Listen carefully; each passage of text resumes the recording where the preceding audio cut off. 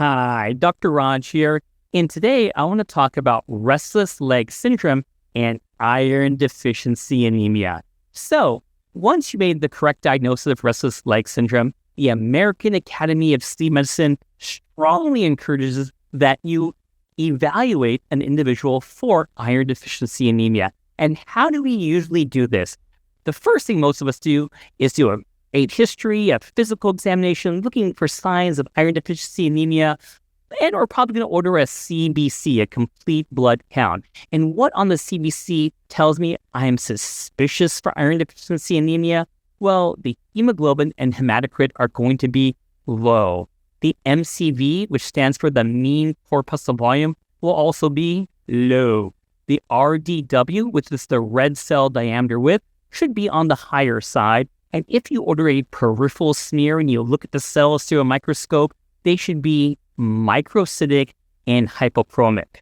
But by no means, just because you fit those patterns, doesn't mean that all low MCV anemias have to be iron deficient. There's a differential there, which includes sideroblastic anemia, thalassemia, and even anemia of chronic disease can present with both a normal and low MCV anemia. So how do you confirm that it's going to be iron deficient? You need to order that iron panel. And I'm going to spend some time on what do you look for on that iron panel to say, hey, this is iron deficient. Number one, you're going to get that ferritin level. And if you're iron deficient, it should be on the lower side. Number two, there's something called transferrin.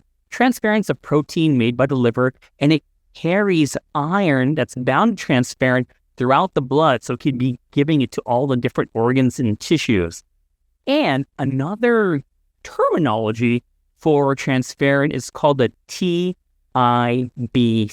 the total iron binding capacity. So everyone gets confused. TIBC and transferrin can be used what? Interchangeably. And the last thing is the transferrin saturation. How much iron is going to be bound to the transferrin? So when I mentioned these three things, what is the pattern that we see in iron deficiency anemia?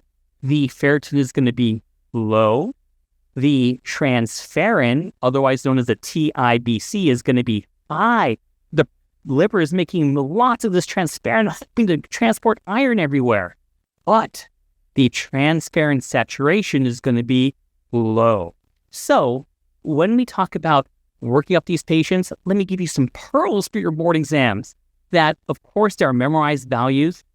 So in the right clinical setting of someone who has restless leg syndrome, if the ferritin is less than 75, you definitely want to treat. But be careful if someone has a chronic inflammatory disorder like inflammatory bowel disease, which is ulcerative colitis and Crohn's disease, or rheumatological disease such as lupus or rheumatoid arthritis, the ferritin level could be falsely elevated. Because remember, ferritin is an acute phase reactant. So what do we do in those cases? You definitely want to look at the transferrin saturation. And if the transferrin saturation is low in those cases, this patient's going to be iron deficient. And what is the memorized cutoff for transferrin saturation? Less than 20%. So when we talk about treating with iron, of course, you want to give it oral first, but they could have side effects. They may not tolerate it. They may not be getting a resolution of their symptoms. Their ferritin levels aren't going up. So the American Academy of Sleep Medicine strongly recommends IV iron. And there are different formulations, but on their recent guidelines, they recommend ferric carboxymaltose. And what are some of the benefits of giving the IV iron? You will improve your symptoms a lot more rapidly. The ferritin levels will go up quickly. And because you're bypassing the GI tract, there are going to be hopefully less side effects. And before I end this video, I also want to mention that the American Academy of Sleep Medicine, if you want to treat with medications, strongly encourages the alpha-2 delta drugs as first-line therapy for restless leg syndrome. What are those examples? It's going to be things like gabapentin or pregabalin, and they want you to use those alpha-2 delta drugs instead of the older drugs, which are the dopamine agonists. Why? Because dopamine agonists are associated with augmentation. I hope you love these updates I've just given you for restless leg syndrome they will be on your sleep medicine boards.